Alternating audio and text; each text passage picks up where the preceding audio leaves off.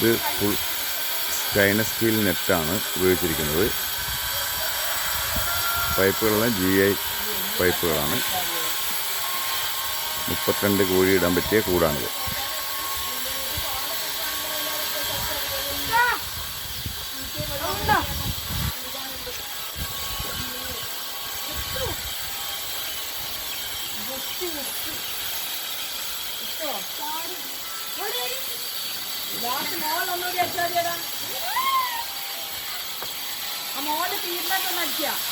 മുപ്പത്തിരണ്ട് കോഴി ഇടാൻ പറ്റിയ കൂട്.